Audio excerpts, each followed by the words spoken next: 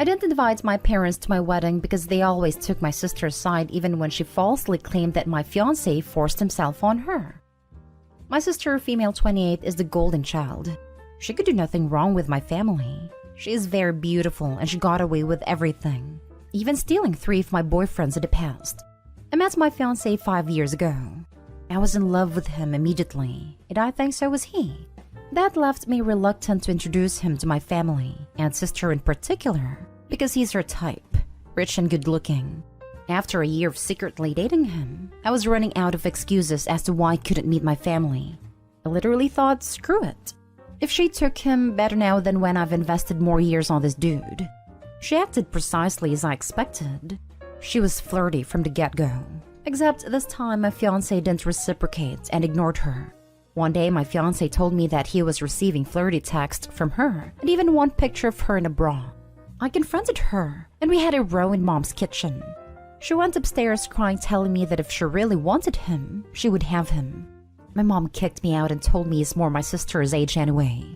About 3 years ago, I was out of town for work for 2 weeks. And one evening, my fiancé started a video call on his iPad to show me how he was taking care of my bonsais. He was teasing me, pretending he's killing my plants, when the intercom called.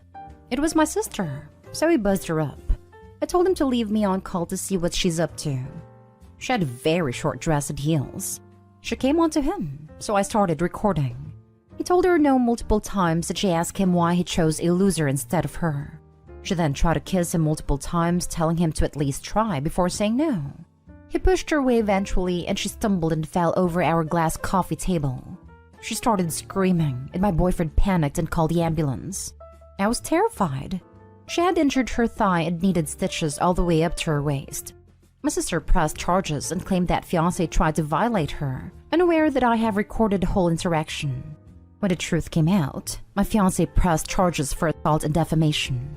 She didn't get any jail time but had to pay him a hefty sum, something my parents thought was unfair since they didn't need the money.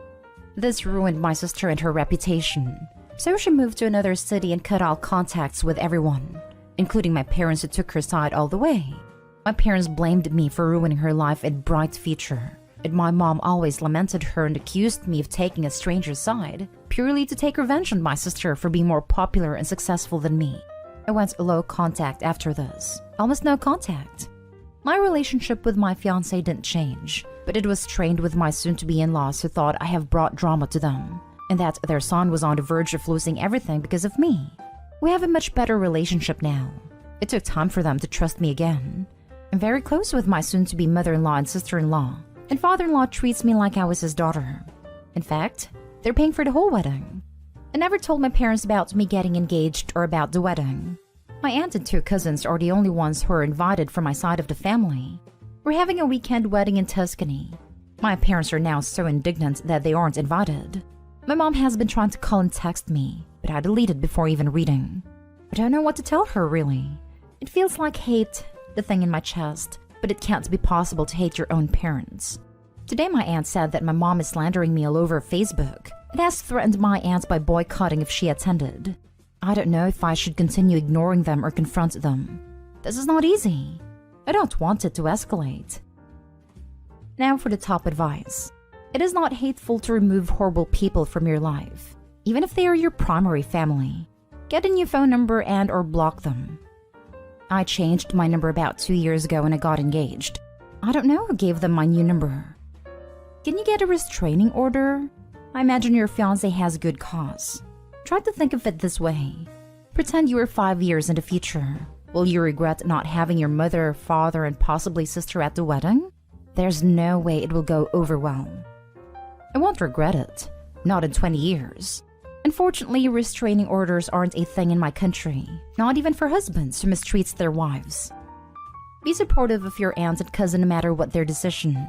But your parents' intentions for going to your wedding aren't good. They're not to celebrate or support you. The fact that they slander you shows their priority isn't to build bridges with you. You have mended your relationship with your in-laws. Focus on those healthy relationships for your wedding. If you feel the need to message your parent/mother, don't invite them to the wedding. Tell them you're prepared to hear what they're reaching out now, and that you hope they're willing to make their behavior up to you so you can both move forward with improving your relationship for the future. You have nothing to apologize for. They do, especially your mother and sister. Congratulations, and do not let them near your wedding or tear you down. Yes, that's what I told my aunt. That she didn't need to attend if she didn't want to. But my cousins are already decided. I really don't want them in my wedding. I just don't know if I should confront them and tell them to stop or continue ghosting them. Both can lead to drama. Honestly, ghost them. I'm a bit of a petty soul, so I would definitely play up with getting on with your in-laws at all the wedding prepping on social media, because that's going to absolutely get to them. Forgive me for saying, but your mother and sisters seem very obsessed with how they look to others, and seeing you have a great time and be unaffected by their drama would be the biggest middle finger you could give them. If you're posting on social media about having the support of in-laws and friends to make up for not having support from them, and then they're bad-mouthing you, you won't need to tell them to be quiet, because anything they say will just make them look bad. Trust me, I'm not unaffected. I'm terrified of what could happen, and if it escalates to something like what happened 3 years ago. I'm trying to minimize the problem as much as I can. They mean so little to me to care to take revenge. I just want my anxiety to go away. It seems mighty likely you need to cut ties with anyone that supports your sister, including your parents. Sorry, at least your guy's family likes you. I haven't seen them in over 2 years and we live in the same city. Now for the last story. I have had enough of my stepdaughter, so I moved back to my parents with my son. I'm also 8 weeks pregnant and I don't know what to do. I don't know if this is even ethical because it's about a minor. I will keep it anonymous and hope for the best. I'm at the end of my tether here and I feel paralyzed and in desperate need of advice. I, female 38, met my husband, male 44, about 4 years ago. I'm 8 weeks pregnant. Only husband did I know. I have a son, male 8, with my boyfriend who passed away in a car accident before my son was born. My husband has a daughter, female 13, from a previous marriage. Stepdaughter lives with us every other week. When we got married, ex-wife tried everything to get full custody of stepdaughter and failed. But it was made very clear to me, by stepdaughter, ex-wife and husband, that I am not her mother and I am not allowed to participate in raising her. Stepdaughter basically ignored me and my son in our weeks. It wasn't perfect, but it wasn't hurting anyone directly. My son learned very early not to cross stepdaughter, and kept to himself when she was around. I suspect ex-wife behind stepdaughter's coldness towards me, and thought this must be hard for stepdaughter with all these changes. I tried to befriend her over the years, but she wasn't having it. It got worse when ex-wife remarried and got pregnant with twins 2 years ago. She started ignoring stepdaughter, trying to get my husband to have her more. We happily obliged, and basically stopped being a mother to her.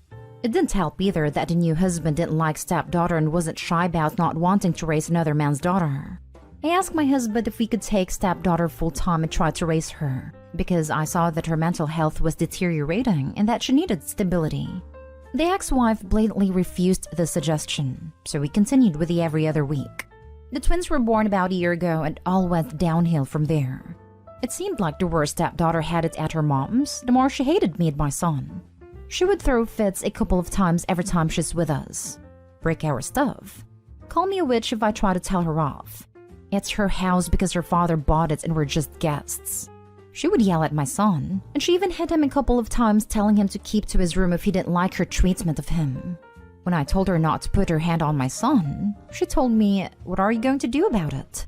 My son grew fearful of her and would ask me to take him to Grandpa, boyfriend's father, when she's living with us. I talked to my husband about it. I told him stepdaughter needed professional help because she's not feeling well, and she's making us miserable when she's around. So she started to go to therapy, 6 months now. Other than that, my husband didn't know what to do either. If he tried to talk to her about being nice to us, she played innocent, and told him she was playing around and hugged and kissed my son in front of him. And if he tried to be stern, she threw a tantrum and accused him of loving my son more than her. 3 months ago, my son's grandpa passed away. This hit my son and me very hard. My son was inconsolable for many weeks and couldn't really understand what it meant that he couldn't see Grandpa again. Grandpa was a carpenter, so his boyfriend. So since very young age, my son loved hanging with him at the garage working. Many times when he's there, he came home with something they made together. Butter knives, boxes, chessboards, And for my 38th birthday last summer, I got a stool that my son designed himself and built with his grandpa and then painted. This was the last project they had together since Grandpa passed away a few weeks later, so the stool was priceless to us. We had it in the kitchen. Stepdaughter made a lot of negative remarks about the stool, how ugly and poorly made it was. She laughed at my son's poor taste, and he was very distraught. This was the first time, however, that my husband got very angry at her and asked her to go to her room. She was so scared of his reaction that she went without any protest. This Christmas, stepdaughter was supposed to be with her mother. On Christmas Eve, her mother dropped her off at our house very early in the morning. Her new husband had decided he didn't want her to go with them to his parents' house, where they usually spend Christmas. Stepdaughter was on the verge of tears, standing there listening to her mother making excuses to my husband and me. My husband hugged stepdaughter the whole time, and I tried to fight away my tears. After her mom left, she went upstairs to her room to sleep. I also went to sleep since we don't usually wake up this early in holidays. My husband went to the gym and later he was going to the train station to bring my parents who were going to celebrate Christmas with us. Around 10 a.m., I heard my son screaming and crying downstairs. I ran down in horror. Stepdaughter had decided to break the stool my son had built with his grandpa, and she was trying to shove it in the fireplace. When she saw me, she smirked and said she didn't want ugly furniture in her house. I pulled her away and told her to go to her room and try to get the pieces of wood out of the fireplace. That was when she threw a scalding hot liquid in my face. It was a hot cocoa. I yelled in pain and my son started panicking, so I ran to him to tell him that I was fine. Stepdaughter stood there laughing. I took my son upstairs and went back to her. I grabbed her hard in her arm and started pulling, pushing, and dragging her up to her room and locked the door. Husband came home with my parents moments later. My mom took me to the emergency room, and my son insisted on coming with me. I had second-degree burn on my cheek and neck. When I went home, my husband was so mad at me for attacking stepdaughter by using force to get her to her room. He told me I should have had compassion knowing how hurt she was by her mother's abandonment. I told him that I had enough of this. I'm living a nightmare half of the time, having to walk in eggshells in my own home whenever she's around. My son is a prisoner in his own room when she's living with us, too terrified to cross a boundary of hers. I told him that I don't know how to handle this, and that it was a mistake from the beginning that I wasn't allowed to be a parental figure in her life with authority. He disagreed and told me that she has a kind heart and needed patience. But the thing is, I don't think she does. She targeted my son's handiwork, fully aware of its sentimental value. In my face, because she always hated the fact that my husband thinks I'm beautiful, it is opened with complimenting my eyes and smile. I didn't stay there for Christmas. I took my son and parents and went to my parents' home where I live now. My husband is in panic mode. He's been texting and calling me all the time, trying to get me to move back and work things out. Stepdaughter even texted apologizing. You probably made her. But I don't know what to do. I love him so much, but I'm ashamed to say that I hate that girl. My son starts hyperventilating of the thought of living with her again. And what about my unborn baby? I feel sick of the thought of having 50-50 custody of being at the mercy of his half-sister when it's my husband's week. This thought makes me want to have a termination. Please tell me if there's another solution to this hell I'm living. Now for the advice. Stepdaughter is a hot mess, and your husband is in serious denial. Even seeing you with an injury sustained at the hand of his daughter, he still defended her. Now that he's finally seeing consequences of his inactions, he says there will be change. Nope. His daughter needs a lot of help, and obviously the therapy is not enough. Your son probably needs therapy, because after years of dealing with his stepsister, he is heavily traumatized if not suffering from PTSD.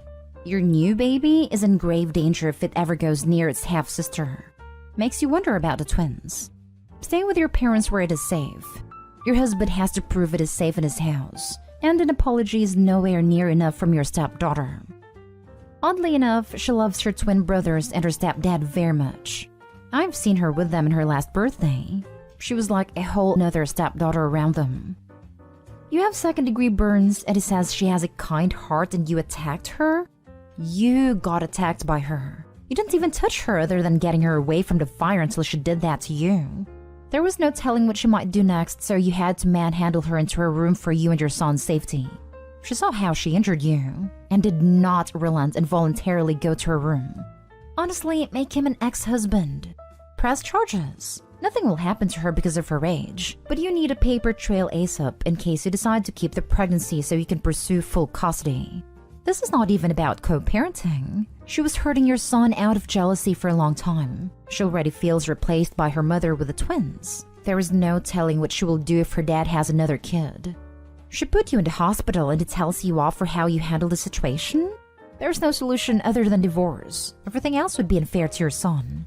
If you still want the baby, remember that not every parent gets 50-50. You could insist on supervised visits only, or that he will only have the child on alternating days with his other kid. However, remember in 5 years she will be of age and can go wherever she pleases. She could even move in with him, and there would be little you could do to stop it.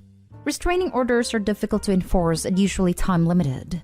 Maybe he would be open to sign away his rights for a favorable split of assets in the divorce, but that wouldn't guarantee he will never change his mind and drag you into a lengthy custody battle.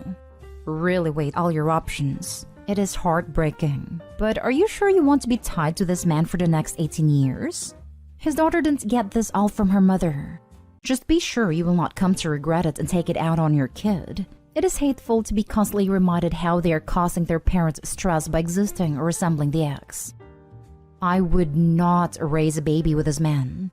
He will choose his daughter, no matter how awful she is. It was a huge mistake not letting you discipline her because she has been shown that you aren't an authority figure. She physically attacked you. It is so to your son so often that he lives in fear. Don't put yourself and your son through this hell. I can't tell you whether or not you should get a procedure, but I would personally choose your mental and physical health over anything. It's unfortunate, but sometimes love isn't enough. That's exactly how I feel. If I stay with him, it's hell. If I separate and keep the baby, he will have 50% custody, and then I will live in fear. I'm not sure where you live, but if you document the physical attack, you may be able to get a restraining order so she can't be around when he has the baby, or limit the supervised visits. But it is still very early in the pregnancy. I would have a long discussion with your husband.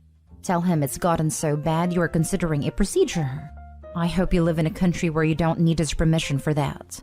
The only solid solution for reconciliation I see is if he completely gives up custody of her. It won't help the hell beast's mental health, but it's the only way I can see you living a peaceful life with this man. He can't. Her mother and her new husband would probably throw her out. I couldn't bear it.